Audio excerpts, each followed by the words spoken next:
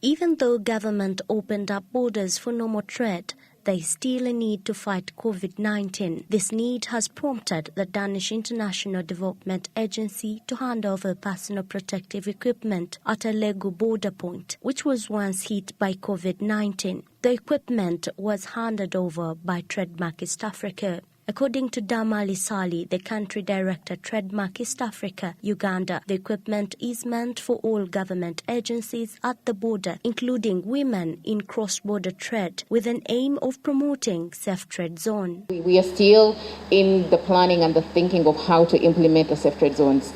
The safe trade zones are supposed to facilitate informal trade, because it's not just about formal trade. Yes, formal trade is happening at the border post, but just on your way in, there is a lot of trade happening at that in the trading center, which is now flooded, which is unfortunate. But our concept of the safe trade zone is that the key markets that are near busy borders, now like Elegu, like Busia, like Mutukula, those key markets should also be helped and facilitated to safely open and safely trade, even when there is COVID. A lot of the people in these markets are actually women. I think they form about 70%, or young people, or youth. And if they don't have an income, it means their families don't have an income. It means they can't actually look after their children. So we actually also have to support informal trade, which contributes a lot to Uganda's economy. Actually, Commissioner Customs was reading, some trade data, and we have a trade surplus in informal trade. That's the only place where we have a trade surplus. So our informal traders, 70% of whom are women, are actually contributing to Uganda's development, because they are bringing in more income than we are exporting. So the safe trade zones that we are busy conceptualizing, one of them should be here at Elegu in the market, but then also Busia market, Mutukula market, because informal trade has to also continue, and it should continue. It's been affected a lot. While we've been facilitating informal trade, the markets were fully closed in the lockdown. So I think that's another component of our safe trade emergency facility that we are working on. Councillor Ulrik Jorgensen from the Embassy of Denmark says Danida also supports the private sector, especially in agriculture, so as to increase the agricultural production in terms of trade. The cultural sector here also, we believe that the Ugandan economy can grow considerably through the agricultural sector. There is so much potential to grow many different kinds of produce from agriculture, and as has been mentioned today also, I mean, countries like Sudan currently need a lot of food produce in order for their population to survive, and there are lots of opportunities not only within the region, also globally, for Uganda to grow a lot of agricultural produce that can be exported and sold for the greater benefit of the whole world, and that we all know that agriculture is a very, very important part of most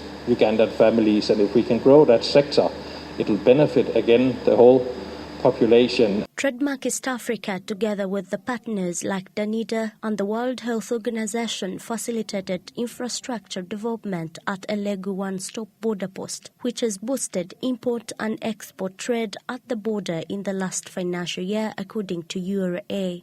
I want to tell you that because of these facilities, because of the computer they gave us, because of the expertise they really gave us, the station was able to collect and surpass the targets.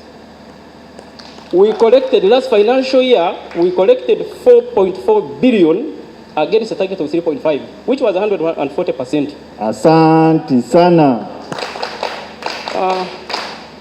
Those were the collections, the imports. Also exports. The value of exports also increased. We were able last financial year to export 6,000 metric tons of goods to South Sudan, translating into $285 million. So you can see really, those were the exports of Ghana. So with those remarks, Mr. Commissioner General, of course there is a saying that where you find a king is where you lie down and then kneel. So, Mr. Commissioner, I want to tell you that the accommodation which we have here is not really enough. When these floods came yesterday but one, we have some immigration officers and security officers who are part of us, who stay in that parking yard which you saw there. the manager of, the owner of that parking gave them some accommodation. But that day, they were forced to be lifted by some people here. Because the water was too much, they could not walk in that water. So, my humble request, sir, if there could be another way, because we have our 34 acres of land here. East Africa has been with us for some time. They have constructed other one-stop border posts in East Africa, but specifically in Uganda, they've supported us in constructing Busia. Who has been to Busia? It's one of the best in Africa. And I hope Elegu will also be the best in where? In Africa, very soon. They constructed Malaba border, one-stop border post. They have constructed Mirama Hills and Kajitumba on the Rwanda side. They have done a lot in Kampala. They have helped us establish what we call a customs document processing center.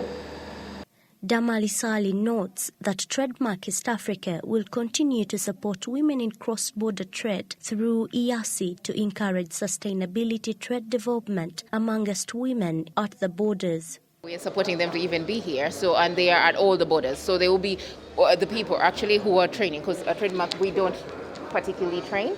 So it will be ESC that we are partnering with also to do the engagement and the training wherever they are stationed. So ES is already a partner of Trademark East Africa, just as much as URA is a partner, just as much as Ministry of Trade is a partner.